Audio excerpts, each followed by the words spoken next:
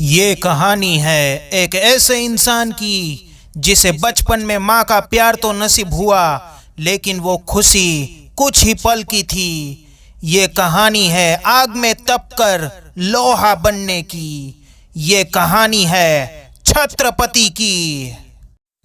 समुद्र के किनारे बसी हुई एक बस्ती, जहाँ पर एक माँ अपने दोनों बेटों के साथ खुशी से जीवन व्यतीत कर रही है। लेकिन छोटा बेटा हमेशा अपने बड़े भाई से नाराज ही रहता है। एक दिन बड़ा बेटा अपनी माँ के लिए आम लेकर आया, लेकिन छोटे भाई ने उसे चोरी के इल्जाम में फंसा दिया। माँ ने बिना कुछ सोचे समझे अपने बड़े बेटे को नजरों से दूर कर दिया। अगर आप सच्चे हैं तो आपको कोई भी कसम खाने की जरूरत नहीं, क्योंकि सच्चे दिल की नीयत 100 कसमों से भी ज्यादा बड़ी होती है। एक चाचा ने उसकी माँ को बताया कि उसका बेटा बेकसूर है, उसने कोई भी चोरी नहीं की है। अंधेरी रात में समुद्र के किनारे माँ अपने बेटे को ढूंढ रही है। बिना भूल के सजा देकर एक माँ को कितना दुख हुआ है, इस बात का कोई अंदाजा भी नहीं लगा सकता। एक दिन कुछ लोगों ने मिलकर पूरी बस्ती में आग लगा दी। पूरी बस्ती शमशान की तरह जल रही थी। ऐसा लग रहा था कि किसी ने इन लोगों पे मौत का कहर बरसाया है। बड़ा बेटा अपनी माँ से बिछड़ गया और माँ ने ये समझ लिया कि वो आग में जलकर मर गया है। इस तरह एक माँ और बेटा दोनों एक दूसरे से बिछड़ गए। लेकिन शिवा ये नहीं जानता कि वो कभी भी अकेला नहीं रहेगा। ये है भैरव, इस मूवी का खलनायक और स्मगलिंग का बादशाह। ये सभी लोग भैरव के इलाके में फंस चुके हैं। अब इन लोगों का भैरव के इलाके से बच के निकलना बहुत ही मुश्किल है। जो कोई भी भैरव के लिए काम करने से इनकार करेगा, भैरव उसे मौत का रास्ता दिखा देगा। भैरव ने बच्चों के दिल में ऐसा मौत का खौफ बिठा दिया था कि बच्चे भैरव का काम किए बिना खाली हाथ वापस आने से पहले 10 बार सोचते थे। भैरव के लिए लड़ाई करते करते शिवा अब एक ऐसा फौलाद बन चुका है जिसे हराना बहुत ही ज्यादा मुश्किल है। लेकिन इस फौलाद का ज्वालामुखी में बदलना अभी बाकी है। उड़ान तो जरूर भरेगा, चाहे कई बार क्यों न गिरेगा। सपनों को पूरा तो जरूर करेगा, चाहे खुद से भी लड़ना पड़े। किस्मत से जरूर लड़ेगा, चाहे किस्मत जीतने ना दे, लेकिन हार नहीं मानेगा। चल रहा तेरा युद्ध हो, वक्त तेरे विरुद्ध हो, फिर भी तुझे लड़ना है, क्योंकि तू एक योद्धा है। तेरे अंदर का योद्धा तब दिखेगा जब वक्त तेरे लिए मुसीबतें खड़ा करेगा। ये आंखें, ये मस्ती, ये जलवा, ये कश्ती, कयामत है तू, और इस कयामत के नशे में डूबने का मज़ा ही कुछ और है। इस अनजान दुनिया में एक बहन शिवा को अपने बड़े भाई से भी ज़्यादा मानती है।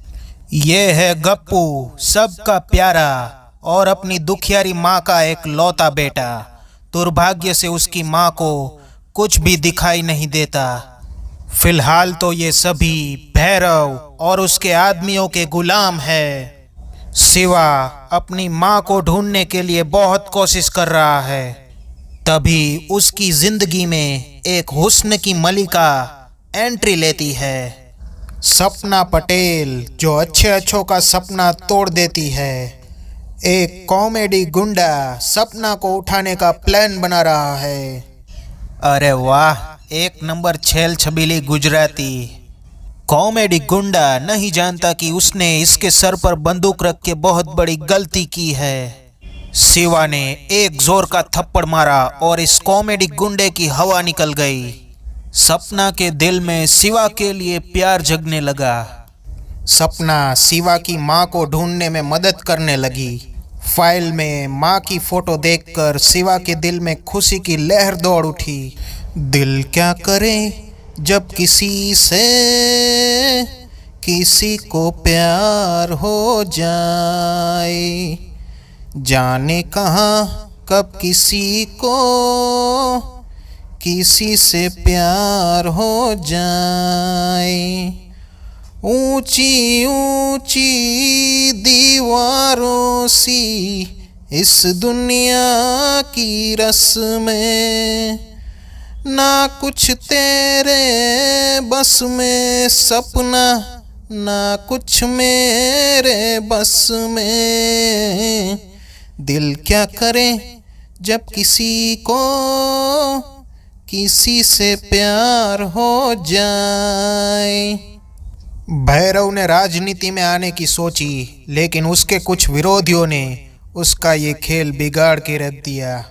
भैरव ने इस बात के लिए सभी नेताओं को कस के तमाचे लगाए। ये है भवानी, इस कहानी का मेन विलन। इसी के इशारों पर सारे बुरे काम होते हैं। ये है अशोक, शिवा का वही नालायक छोटा भाई। बस में एक लड़की के ऊपर उसने जानबूझकर स्याही फेंकी।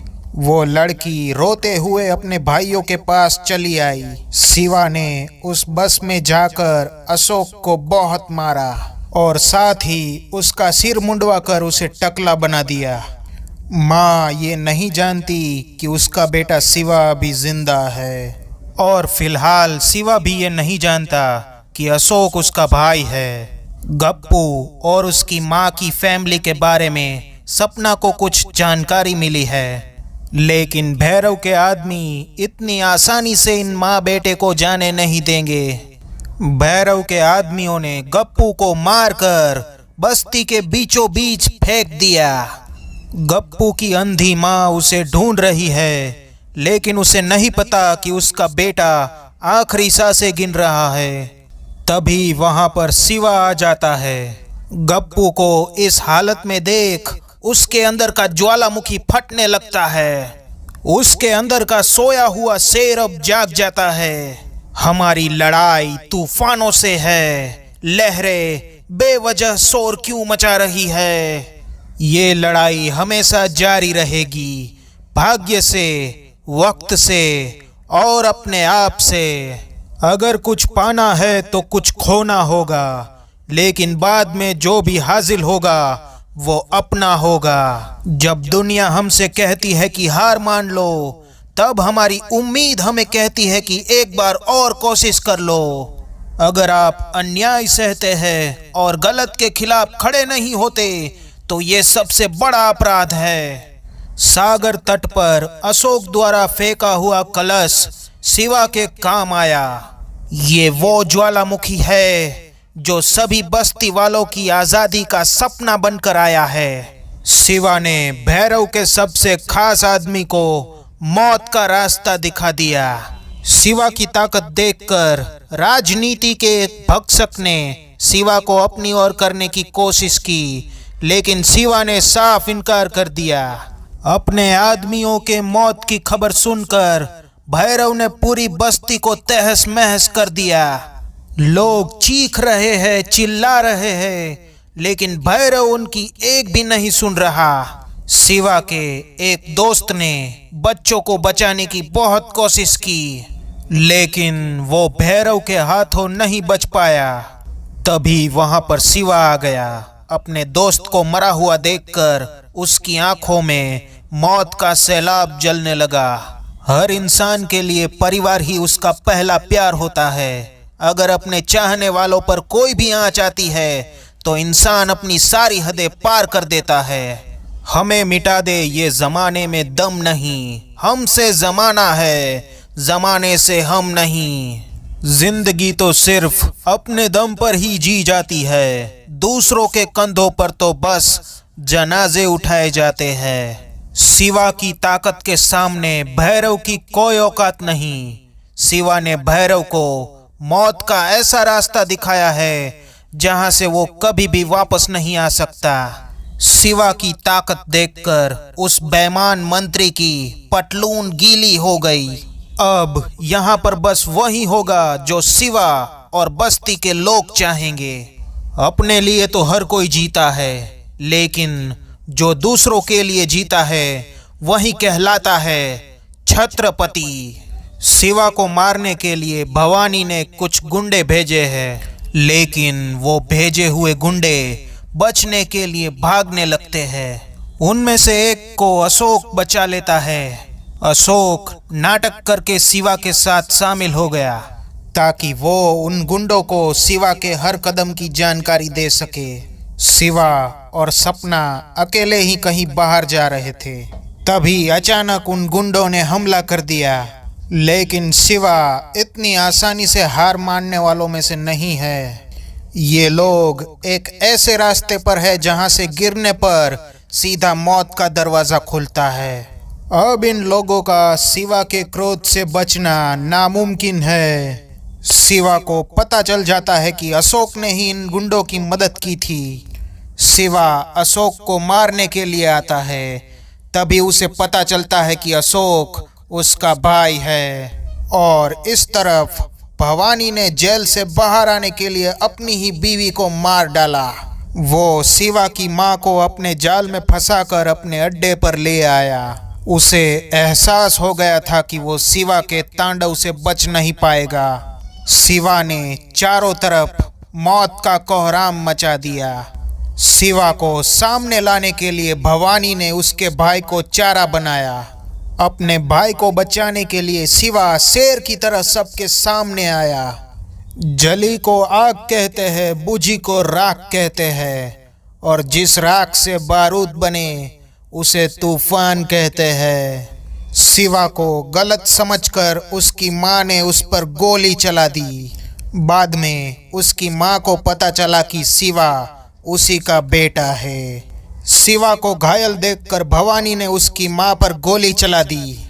भवानी नहीं जानता कि उसने ऐसा करके बहुत बड़ी गलती की है। शिवा के तांडव की आग में जल के भवानी राख हो गया। बाय द वे, इस फिल्म की हीरोइन बहुत ही खूबसूरत है। ऐसा लग रहा है कि कोई परी आसमान से उतर कर आई है। इस फिल्म का जो हीरो है उसने वाकई बहुत ही अच्छा काम किया है।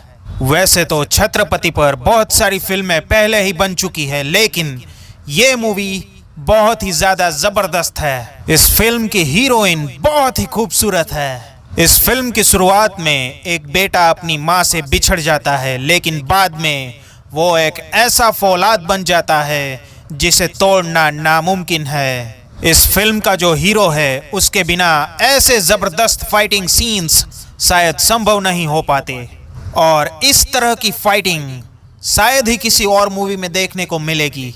इस फिल्म में लोगों के जीवन में एक नई उम्मीद देखने को मिलती है। एक ज्वालामुखी लोगों के लिए मसीहा बनकर आता है।